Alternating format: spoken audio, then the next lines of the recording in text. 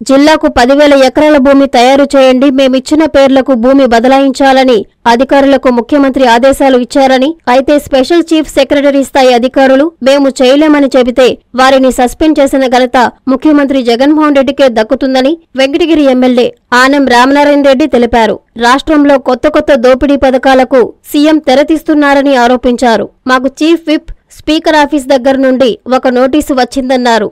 మేము 2-3 మాసాలు టైం పడుతుందని రిప్లై ఇచ్చామని తెలిపారు. మీకు టైం ఇవ్వడం కుదరదని వెంటనే స్పందించమని తిరిగి నోటీసు ఇచ్చారన్నారు. అయితే మాకు ఒరిజినల్ డాక్యుమెంట్స్ పంపమని అడిగామన్నారు. అవన్నీ కుదరదు, 29 హాజరు కావాలని అన్నారన్నారు. పార్టీ పరంగా చంద్రబాబు ఆదేశాలు, లీగల్ సూచనల మేరకు నిర్ణయం తీసుకుంటామని సమాధానం చెప్పడం జరిగిందన్నారు. రేపు నెల్లూరులో జరిగే చంద్రబాబు రా కదలిరా సభ ఏర్పాట్లను పరిశీలించిన సందర్భంగా ఆయన మీడియాతో మాట్లాడారు.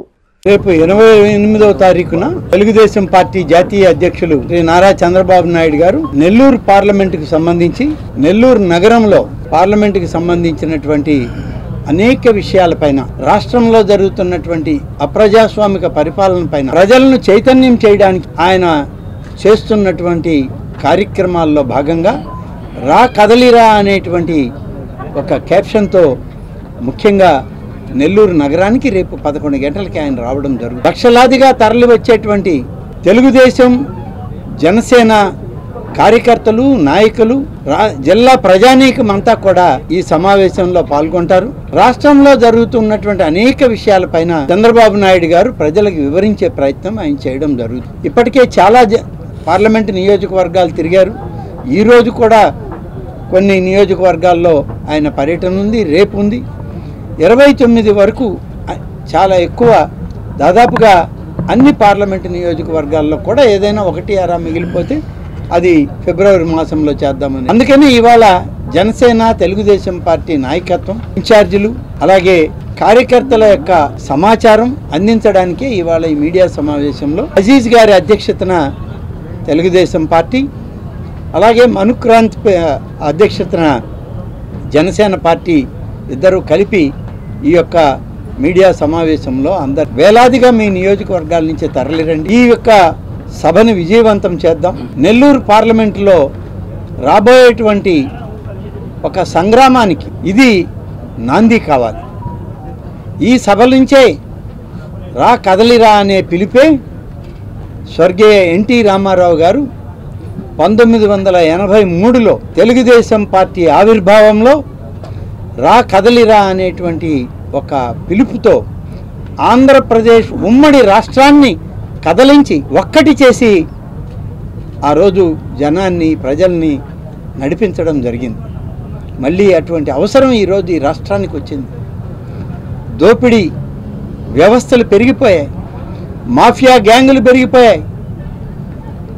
ఇవాళ ఒక్కటని లేదు, అనేక విషయాల్లో ఒక వ్యవస్థని, దీన్ని దోపిడీ అనే పదానికి వ్యవస్థీకృతం చేసేసింది వైఎస్ఆర్ కాంగ్రెస్ పార్టీ నాయకత్వం, ఈ ప్రభుత్వం. ఇవాళ ఎక్కడికి వెళ్ళినా ఏముంది అని అంటే, మా ఊర్లో ఈ ఖనిజాన్ని దోచుకుపోయారు, లేకుంటే ఈ ఇసుక దోచుకుపోయారు, లేకుంటే ఈ యొక్క మద్యం మాకు సరఫరా చేస్తున్నారు, విషపూరితమైనటువంటి మద్యంతో ప్రజల ప్రాణాలకి ఇబ్బంది కలుగుతూ ఉంది అనేటువంటి విషయాల్లో ఇవాళ ఏ తలుపు తట్టినా ప్రజలు అదే చెప్తున్నారు, వాళ్ళ గోడు వెళ్ళబోసుకుంటున్నారు. ఇక భూ తగాదాలు, కొత్తగా ధరణి పోర్టల్ తెలంగాణలో పెట్టారని ఇక్కడ మనకు కూడా ల్యాండ్ మాఫియా కోసం ఒక సర్వే విధానాన్ని తీసుకొచ్చి దానిలో భూములన్నీ మేము సర్వే చేస్తామన్నారు.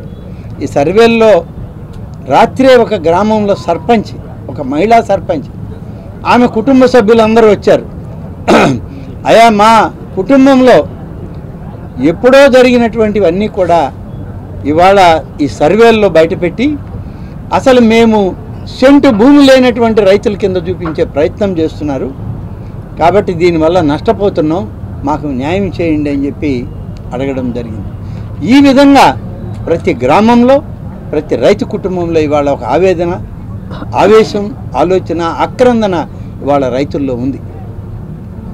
మరి ఈనాడు ఒక్క విషయం మీ అందరి ముందు చెప్పాలి.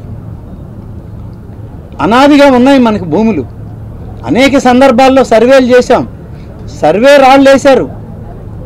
ఎక్కడ ఏమీ పొరపచ్చాలు లేకుండా ఎవరి స్వాధీనంలో ఉన్నటువంటి ఆస్తులు వాళ్ళు వ్యవసాయం చేసుకుంటూ ఉన్నారు. మరి ఇవాళ జిల్లాకి 10,000 ఎకరాలు ఉమ్మడి జిల్లాల్లో, అంటే ఉమ్మడి 13 జిల్లాల్లో జిల్లాకు 10,000 ఎకరాల భూమి మీరు తయారు చేయండి. ఎన్నికల ముందు మేము పేర్లు ఇస్తాం ఆ జిల్లాల్లో, ఆ ఇచ్చిన పేర్లకి ఆ భూమిని బదలాయించండి అని చెప్పి సాక్షాత్తు ఈ రాష్ట్ర ముఖ్యమంత్రి రాష్ట్ర ప్రభుత్వ అధీనంలో ఉన్నటువంటి భూములను దోచుకోవడానికి అధికారులకు ఆదేశాలు ఇస్తే, జిల్లాలో ఎక్కడైనా 5 ఎకరాలో 10 ఎకరాలో వ్యక్తిగతంగా మీ వాళ్ళు ఏదన్నా అడిగితే చేయగలం, కానీ జిల్లాకు 10,000 ఎకరాలు, రాష్ట్రానికి 1,30,000 ఎకరాలు ఈ దోపిడీలో మేము భాగస్వాములం కాలేమని చెప్పి స్పెషల్ చీఫ్ సెక్రటరీ క్యాడర్లో ఉన్నటువంటి అధికారులు మేము చేయలేం బాబు అని చెప్పి బయటికి వెళ్తే, వాళ్ళు తిరిగి ఆఫీస్కి వెళ్ళే లోపలనే ట్రాన్స్ఫర్ ఆర్డర్స్ పంపించినటువంటి ప్రభుత్వం ఈనాటి వైఎస్ఆర్ కాంగ్రెస్ పార్టీ ప్రభుత్వం. 1,30,000 ఎకరాలు ప్రజాధనాన్ని, ప్రజాస్వామ్య వ్యవస్థలో ప్రభుత్వ భూమిని కబళించడానికి, దోచుకోవడానికి ఈ రాష్ట్ర ప్రభుత్వం అధినేత ప్రయత్నం చేస్తున్నాడంటే, ఇక ఈ రాష్ట్రంలో ఎవరి ఆస్తికి కూడా భద్రత లేదు. ఈ డ్రోన్ సర్వేలను పెట్టి కొత్త రికార్డులను పెట్టి ఆయన ఫోటోలతో వేసే సర్వే రాళ్ళు ఇవాళ ఎక్కడ పడితే ఆడ గుట్టలు గుట్టలుగా దోసేస్తున్నారు రోడ్ల పక్కన. దానికి భద్రత లేదు. లక్షల కోట్ల రూపాయలు వెచ్చించారు దానికి రెవెన్యూ డబ్బు. ఆ రెవెన్యూ డబ్బు అంతా రైతులు కట్టిన పన్నుల్లో నుంచి తీసుకొచ్చిన డబ్బే. ఈ విధమైన దోపిడీని, ఒక కొత్త దోపిడీకి, కొత్త సంప్రదాయానికి ఈ రాష్ట్ర ముఖ్యమంత్రి ఇవాళ ఆయన నిర్ణయం చేశాడు. జరిగిన అన్ని మాఫియాలు అయిపోవచ్చినాయి. ఇక ఆఖరాన ఈ భూ మాఫియాకి తయారై ఎన్నికల నోటిఫికేషన్కి 2 రోజులు 3 రోజుల ముందు అన్ని జిల్లా కలెక్టర్ల ఆఫీసులకి ఆయన నివేదికలు పంపిస్తారు. ఆయన ఇచ్చిన పేర్లతో వీళ్ళు ఈ 10,000 ఎకరాల భూమిని వాళ్ళకి దఖలుపరచడానికి తయారు చేయమంటే మేము చేయలేం బాబు అని కొంతమంది అన్నారు. వేరే విధేయులైనటువంటి ఐఏఎస్ అధికారులు కొంతమంది ఏదోసారి మేము చేసి పెడతామన్నారు. అసలు సీనియర్ అధికారులు ఎన్నికల కమిషన్ దగ్గరకు వచ్చిన తర్వాత ఎన్నికల కమిషన్ రూల్స్ని తెలిసినటువంటి వ్యక్తులుగా మేము చేయలేం సార్ అని చెప్పి చెప్పడంతో ఈ ప్రక్రియలో ఆ అధికారులందరినీ పక్కన పెట్టారు.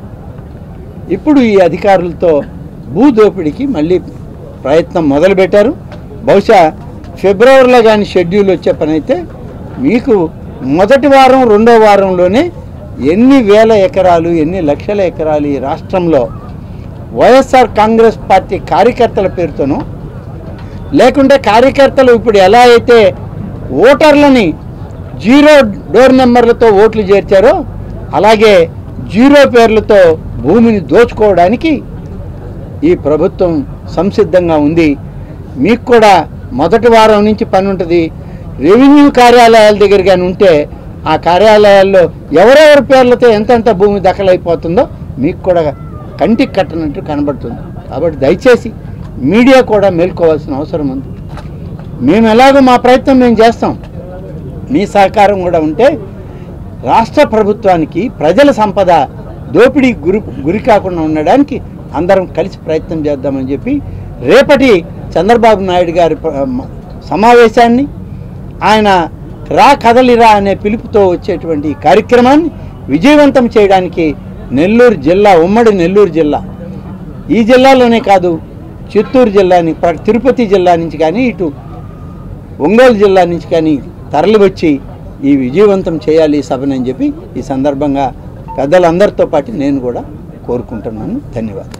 నోటీసు స్పీకర్ దగ్గర నుంచి తెలుగుదేశం పార్టీ చీఫ్ విప్ అయిన,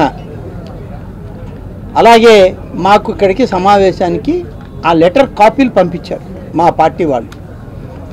మాకు ఇండివిజువల్గా ఈ జిల్లాలో 3 ఉన్నాం, 3కి వచ్చాయి. తర్వాత మన స్పీకర్ గారి ఆఫీస్ నుంచి కూడా మాకు వచ్చాయి. అందులో ఏముందంటే వైఎస్ఆర్ కాంగ్రెస్ పార్టీకి సంబంధించిన చీఫ్ విప్ ప్రసాదరాజు గారు ఎవరైతే ఉన్నారో ఆయన మీ మీద కంప్లైంట్ చేశాడు, మీ మీద అనర్హత వేటు వేయమన్నారు అని చెప్పి ఆయన కోరాడు అని చెప్పి మాకు ఆ నోటీసులో ఉన్న కంటెంట్ పంపడం జరిగింది. మేము మా పార్టీ కార్యాలయానికి అలాగే స్పీకర్ గారి కార్యాలయానికి కూడా మేము ఒక ఉత్తరం రాయడం జరిగింది. ఏదైనా ఒక ఎక్స్ప్లెనేషన్ ఇవ్వాలంటే కనీసం 2-3 మాసాల టైం పడుతుంది. మీరు అన్ని పూర్తి సమాచారంతో మాకు వాళ్ళు ఏమి ఇచ్చిన కంప్లైంటో మాకు రాలేదు కాబట్టి మాకు కొంత సమయం కావాలి అని చెప్పి మేము వారిని స్పీకర్ గారికి ఒక మొదటి ఉత్తరంగా రాశాం. మళ్ళీ మామూలుగా ఉత్తర ప్రత్యుత్తరాలు ప్రభుత్వంలో ఏ విధంగా జరుగుతాయో మీడియా వాళ్ళకి తెలియంది కాదు. ఇప్పుడు మనం ఒక లెటర్ రాస్తే ఒక వారంకో 10 రోజులకో రిప్లై వస్తుంది. 24 గంటల్లో వచ్చింది మళ్ళీ మాకు రిప్లై, 24 అవర్స్ కాలేదు. మొదటి రోజు రిప్లై సాయంత్రం ఆఫీస్ అవర్స్ 4కో 4:30కో పంపించాం మేము. మా స్పీడ్ పోస్ట్ కూడా జారల వాళ్ళకి. వాళ్ళు అక్కడి నుంచి మీకు టైం ఇవ్వడం కుదరదు కాబట్టి మీకు అడిగినటువంటి సమాచారం ఇప్పటికే ఇచ్చాం, మళ్ళీ మీరు పంపిస్తున్నాం, మీరు వెంటనే స్పందించండి అన్నారు. వాళ్ళు ఇచ్చిన టైం 1 వారం అయితే ఇచ్చారు. ఆ వారంలో మళ్ళీ మాకు ఈ సమయం సరిపోదయా బాబు, ఇంకా కొంచెం సమయం కావాలి, ఒరిజినల్స్ పంపలేదు మీరు, అన్నీ రికార్డెడ్వో లేకుంటే జెరాక్స్వో పంపించారు, అవి వాటిల్లో సరైన ఇన్ఫర్మేషన్ లేదు, మాకు ఒరిజినల్ డాక్యుమెంట్స్ పంపండి అన్నాం. ఒరిజినల్ డాక్యుమెంట్స్ ఏముందో అదే పంపాం మేము, ఇంకా ఒరిజినల్ డాక్యుమెంట్స్ లేదు, 29వ తారీఖున మీరు స్వయంగా వచ్చి హాజరు కావాలి స్పీకర్ గారి చేంబర్లో అని చెప్పి టైం ఇచ్చారు. మేము మళ్ళీ ఒక ఉత్తరం రాసాం. స్పీకర్ గారి చేంబర్లో మేము రావడానికి సరైన సమాచారం లేకుండా రావాలంటే ఎట్లా కుదురుతుంది, మీరు మళ్ళీ ఆలోచన చేయండి అని పంపించారు. దానికి రిప్లై అయితే లేదు. కానీ 29వ తారీఖున ఉదయం 10:30 గంటలకు రాష్ట్ర శాసనసభ మందిరంలో స్పీకర్ గారి చేంబర్లో ఉన్నటువంటి మమ్మల్ని హాజరు కమ్మని చెప్పడం జరిగింది. దీనికి పార్టీ పరంగా చంద్రబాబు నాయుడు గారితో కూడా మేము కూడా ఆలోచన చేస్తున్నాం. అలాగే మాకున్నటువంటి లీగల్ ఎక్స్పర్ట్స్ని కూడా కన్సల్ట్ చేస్తున్నాం. అల్టిమేట్గా వాళ్ళ ఆలోచన, మా లీగల్ కన్సల్టెన్సీ ఇచ్చేటువంటి సలహాలు, పార్టీ కార్యాలయం నుంచి, తెలుగుదేశం పార్టీ కార్యాలయం నుంచి మాకు ఏ రకమైన సూచనలు వస్తాయో దాన్ని పాటించడానికి మేము సిద్ధంగా ఉన్నాం. ఇవాళ గంటా శ్రీనివాస్ ఆయన ఎప్పుడు ఇచ్చాడు స్పీకర్ గారికి రాజీనామా? 3 సంవత్సరాలైంది. 3 సంవత్సరాలైతే దాన్ని పట్టించుకున్నటువంటి మా స్పీకర్ గారు హడావుడిగా నిన్నొచ్చి నీ రిజిగ్నేషన్ ఆమోదించాను అన్నాడు. స్పీకర్ గారు ఆయన సర్వాధికారాలు ఉన్నాయి శాసనసభ మీద, మేము ఎవరం కాదన్నాం. కానీ చట్టంలో కూడా కొన్ని నిబంధనలు ఉన్నాయి. స్పీకర్ గారు ఆయన రిజిగ్నేషన్ 3 సంవత్సరాల క్రితం ఇచ్చింది కాబట్టి గంటా శ్రీనివాసరావు గారిని ఇవాళ రాజీనామా ఆమోదించబోయే ముందు మళ్ళీ పిలవాలి. మళ్ళీ ఏంటయ్యా నీ ఆలోచన చెప్పు, ఇది ఎప్పుడో 3 సంవత్సరాల క్రితం, ఆ రోజు నువ్వు ఏ ఆవేశంలో ఇచ్చావో, ఏ తొందరపాట్లో ఇచ్చావో, నువ్వు దానికి కట్టుబడి ఉండవా లేదా అని మళ్ళీ అడగాలి. మళ్ళీ ఒక లెటర్ తీసుకోవాలి. ఏమీ లేకుండా అడావుడిగా సంతకం పెట్టించి పరిస్థితి. సరే, ఇవాళ న్యాయస్థానాలు ఉన్నాయి, చట్టాలు ఉన్నాయి, దాన్ని ఆశ్రయిస్తున్నాడు మా మిత్రుడు, మా సహచరుడైన శ్రీనివాస్. ఇప్పుడు మేము కూడా మా లీగల్ ఎక్స్పర్ట్స్తో మాట్లాడి చట్టాలకి న్యాయాలకి కట్టుబడే మేము కూడా మా ప్రయత్నం మేము చేస్తాం. ఒకవేళ రేపు రాష్ట్ర తెలుగుదేశం పార్టీ అధినేత ఇక్కడికి వస్తున్నాడు, ఆయనతో మాట్లాడినప్పుడు అంత అవసరం ఉంది అని అనుకుంటేనే ఇది కొనసాగుతుంది. లేకుంటే మేమందరం ఇప్పుడు కాదు, ఎప్పుడైతే తెలుగుదేశం పార్టీతో మేము కలవడానికి సిద్ధపడి వైఎస్ఆర్ కాంగ్రెస్ పార్టీ నుంచి అడుగు బయట పెట్టామో ఆ రోజే చెప్పాం, మా రాజీనామాలు మీ దగ్గర ఉన్నాయి, మీరు ఎప్పుడైనా ఆమోదించుకోవచ్చు. ఇప్పుడు కొత్తగా మేము ఇవ్వాల్సిన పనేమి లేదు. వాళ్ళ దగ్గర లేవయ్యా, మేమేమో అప్పుడు మీరంతా వైఎస్ఆర్ కాంగ్రెస్ పార్టీ కదా అని మేము అన్ని జగన్మోహన్ రెడ్డి గారు మేము ఇచ్చిన కాగితాలన్నీ బుట్టలో వేసినట్టు ఇవి కూడా మేము బుట్టలో వేసామని అంటే మళ్ళీ పంపిస్తాం. దానికి వెనకాడే ప్రసక్తే లేదు.